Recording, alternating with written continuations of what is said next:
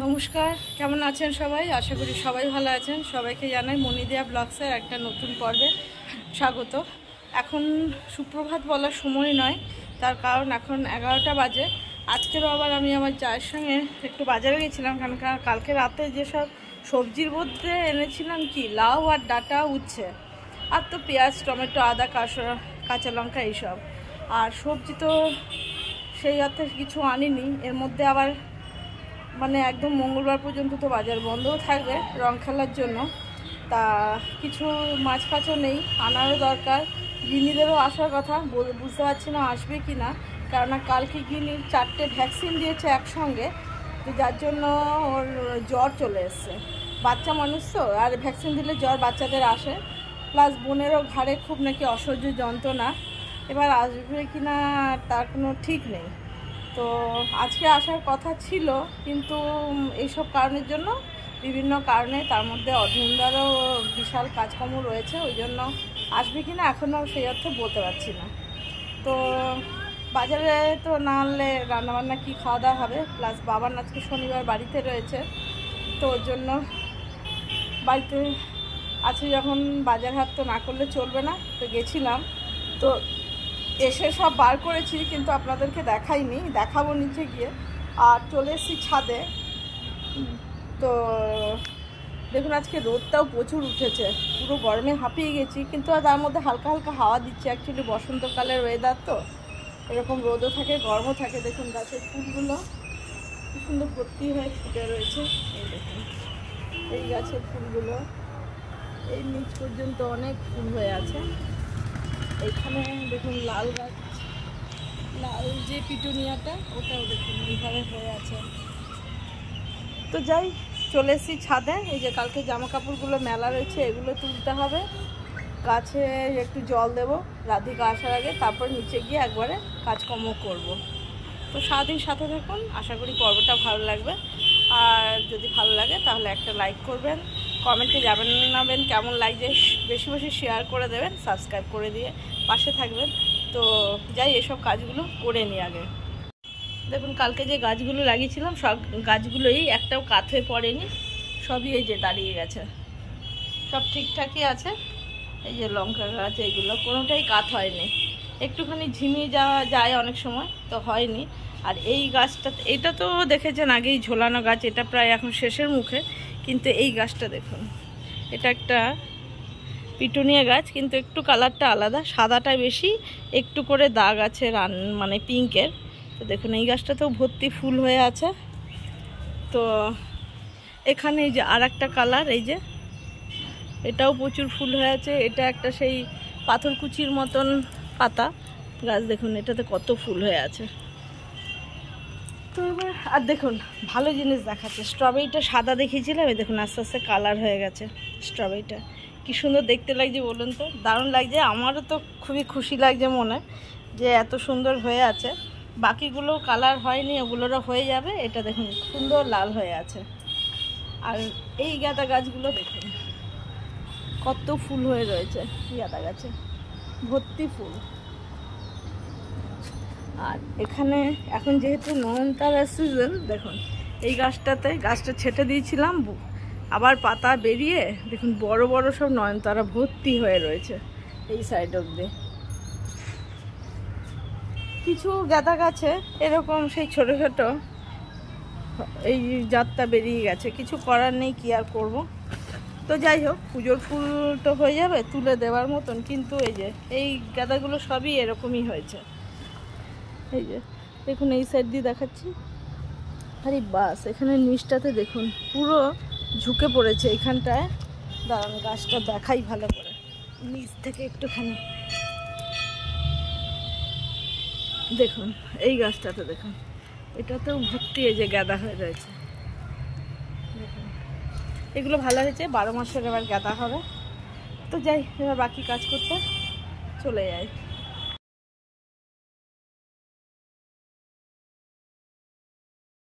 বন্ধুরা সব কাজ করে নিচে চলে এসেছি। উপরে যাওয়া মানেই 1 ঘন্টা, গেছিলাম দেখুন 11টার সময়, এখন প্রায় 12:30 বাজতে চললে, দেখুন 12:25।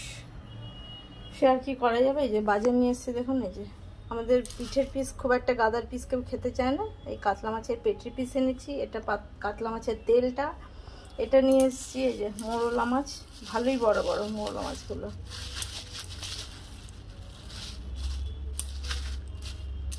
দেখুন বেশ ভালো বড় বড় সাইজের এই যে মোরলা, এই মোরলাগুলো নিয়ে এসেছি। দেখুন কত বড় বড় মোরলা। আর নিয়ে এসেছি এই যে এগুলো বেশ ভালো বড় বড় আমুদি মাছ, এগুলো নিয়ে এসেছি। এই যে বড় বড় চিংড়ি মাছ এই নিয়ে এসেছি।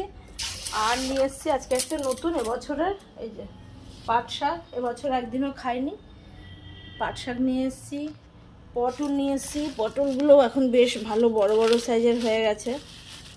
দেখুন বড় বড় সাইজের পটল নিয়ে এসেছি, এটা 1 কেজি। এই যে এঁচড় নিয়ে এসেছি, ধনে পাতা, এগুলোই নিয়ে এসেছি। তো আজকে করব হচ্ছে আলু দিয়ে কাতলা মাছের ঝোল, আর এই যে পাট শাকটা চিংড়ি মাছ দিয়ে। তো এগুলো পাট শাক তো বাছতে অনেক সময় লেগে যাবে, চিংড়ি মাছের ছাড়াতে সময় লাগবে, তো এগুলো আগে সব করে নিই, রেডি করে নিয়ে তারপর রান্না করব। ও বন্ধুরা, আর একটা জিনিস করব, এই তেলটা রেখে দিলে না ফ্রিজে কালো কালো হয়ে যায়, এই তেলটাকেও ভেজে নেবো আজকে। একটু পেঁয়াজ, টমেটো, একটু বেগুন বা আলু এই দিয়ে তেলটাকেও ভেজে নেবো, তো খাওয়া হয়ে যাবে। বন্ধুরা তেলটা গরম হয়ে গেছে, এই যে আলু আর এই 3 পিস মাছই করবো, কারণ কালকে রাতে করেছিলাম মাংসের কিমা কষা, ওটাও রয়েছে। তো ওটা তো রাতে আবার খাওয়া হবে, তো ওর জন্য একবারেরই মতন এই মাছটা করে নিচ্ছি। আর এই যে মাছের তেলটাও ভাজা করে নেবো, চিংড়ি মাছ ছাড়িয়ে নিচ্ছি, এটা পাট শাক করবো। একটু নুন হলুদ দিয়ে মাছটা এটা চালানি মাছ নয়, লোকাল কাতলা মাছ, কিন্তু একদম টাটকা বড় মাছটা ছিল।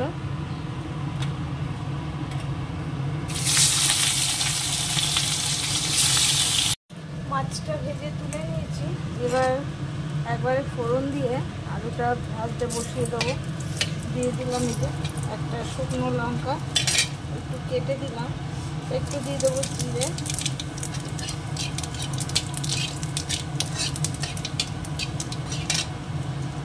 আলুটা ভাজতে দিয়ে দিই। আলুটা ভাজা হয়ে গেছে, মধ্যে দিয়ে দিচ্ছি আদা বাটা, দিয়ে দেবো এই টমেটো টুকরো,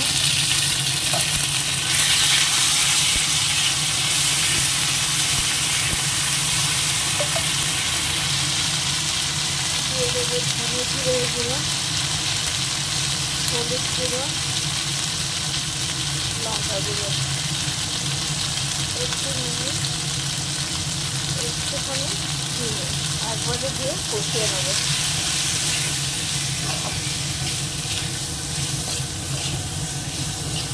অনেকদিন পর এরকম কাটা মাছ আলু দিয়ে ঝোল করছি, বেশ ভালো লাগে এরকম খেতে। আর একটু জল দিয়ে দেবো। এই যে আলুটা ভালো করে সেদ্ধ হয়ে নরম হয়ে গেছে, এবার মাছটা দিয়ে দিই ভাজা।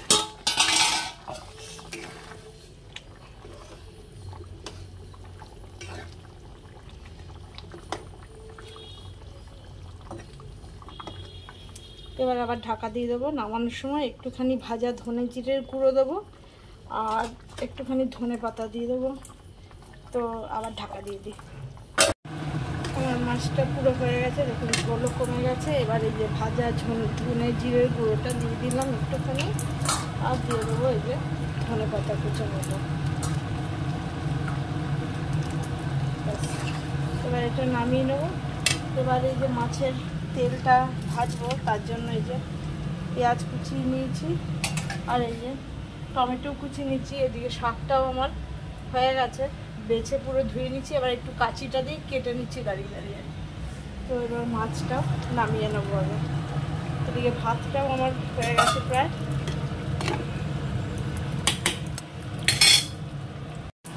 তেলটা গরম হয়ে গেছে, পেঁয়াজ কুচোনোটা দিয়েছি আগে।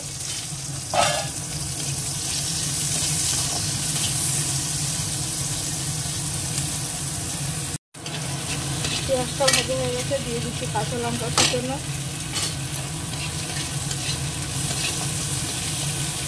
এবার দিয়ে দেবো যে টমেটো কুচোনোটা,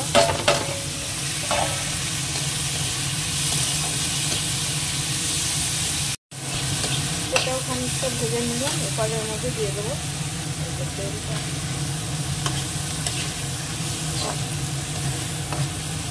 একটু নরম হয়ে যাক, তারপরে এই খুন্তি দিয়ে কেটে কেটে দেবো। দিয়ে দিয়ে এর মধ্যে হলুদ গুঁড়ো দিয়ে দিলাম, নুন আর অল্প লঙ্কার গুঁড়ো। এবার এটা ভেজে নেব। দেখুন এটা কি সুন্দর করে ভাজা হয়ে গেছে। এর মধ্যে একটু ডিমও ছিল তেলটার সঙ্গে। তো এবার এর মধ্যে দিয়ে দেবো একটু চিনি, তবে টেস্টটা ভালো হবে।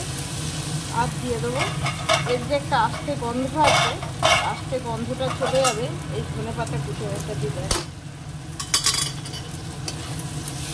এটা প্রায় ভাজা হয়ে গেছে, এটা এবার নামিয়ে নেবো। আর একটু শুকিয়ে গেলে নামিয়ে নেবো।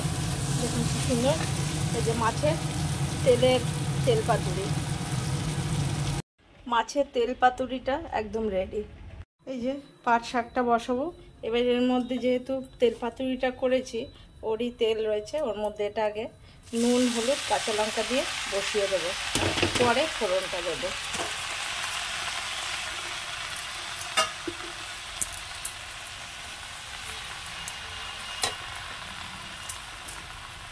অনেকটা কমে যাবে, এই জন্য নুন আগে বেশি দেওয়া যাবে না, একদম অল্পই নুন দিয়ে দিলাম।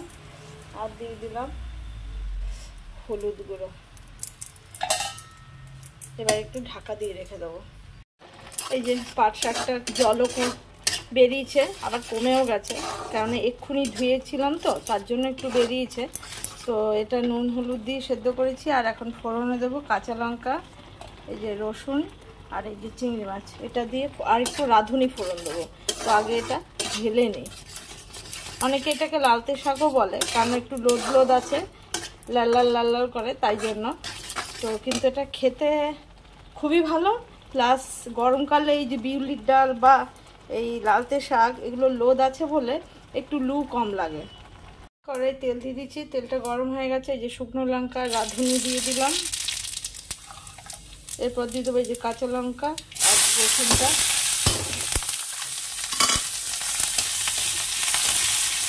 ভাতটাও হয়ে গেছে, নামিয়ে নিয়েছে।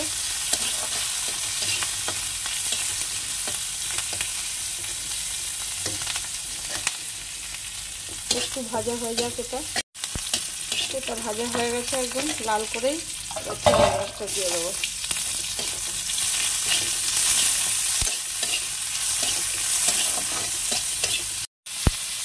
মাছটার মধ্যে একটু হলুদ দিয়ে দিই আর একটু নুন দিয়ে দেবো। এবার ঢেলে দেবো।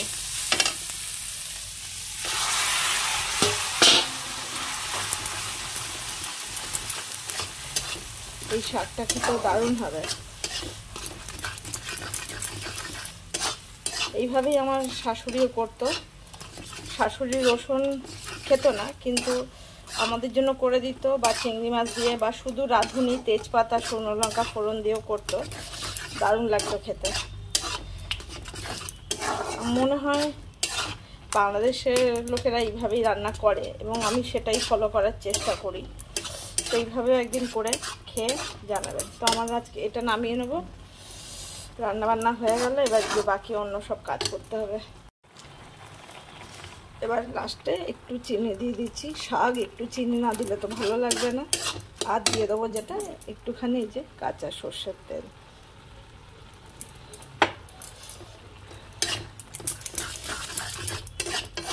দেখুন ঝোলটাও শুকিয়ে গেছে, আর একটু শুকিয়ে নিয়ে কাঁচা তেলের গন্ধটা মরে যাবে। আর এটাও নামিয়ে নেবো। আর দেখুন এই পাশে যে জোয়ান বিট নুন, এটাও আর ভাজতে দিয়েছি, এটাও ভেজে রেখে দেবো। দেখুন এক একজন এক এক রকম রান্না করে এক এক জায়গার, কিন্তু মনে হয় কথাতেই আছে বাঙালরা যা রান্না করবে সেটা দিয়ে শুধু কোনো যদি বাটাও করে সেটা দিয়েও এক থালা ভাত খাওয়া যায়। আবার বাঙালদের মধ্যে বিশেষ করে আমার মনে হয় বা আমাদের মনে হয় বরিশাল ডিস্ট্রিক্টের লোকেরা মানে সব থেকে ভালো রান্না করে। এটা যার যার নিজস্ব বক্তব্য। তো রান্না সব জায়গারই ভালো, এবার যার যার যেখানে একটা ভালো লাগে, যে খেয়ে বড় হয়েছে। তো কিন্তু আমাদের মনে হয় এটা মানে বাঙালিদের মধ্যে বরিশালের খাবার সবচেয়ে বেস্ট। দেখতে কেমন হয়েছে দেখে কি মনে হচ্ছে যে এটা খেতে খারাপ হতে পারে? তো এইভাবেও একদিন করে খেয়ে দেখবেন। অনেকে শুধু রসুন দিয়ে খায়, অনেকে শুধু রাঁধুনি, যেমনি আমার শাশুড়ি রসুন খেত না, তো ওর জন্য চিংড়ি মাছ দিয়েও করতো। আবার নিরামিষ যদি করতো চিংড়ি মাছ ছাড়া, তাহলে রাঁধুনি, তেজপাতা, শুকনো লঙ্কা এই দিয়েও করতো। এটা দিয়েও খুব ভালো লাগে। আবার শুধু রসুন কাঁচা লঙ্কা দিয়েও ভালো লাগে। তো যাই হোক, হয়ে গেছে আমার সব কাজই মোটামুটি রান্নার হয়ে গেছে। তো এবার চলে যাব স্নান টান করে বাকি কাজ করতে।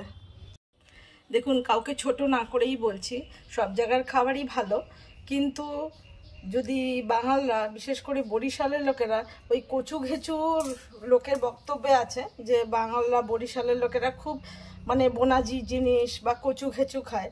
কিন্তু এই কচু ঘেঁচু যদি ওই অল্প তেলেও রান্না করে দেয়, সেটা দিয়ে মনে হয় বাকি সবাই এক থালা ভাত চেটেপুটে খাবে, তাতে ইলিশ, চিংড়ি, মাংস কিছুই দরকার পড়বে না। তো সেই জন্যই বলছি যে বরিশাল ডিস্ট্রিক্টের রান্না বাংলাদেশে সব থেকে ভালো।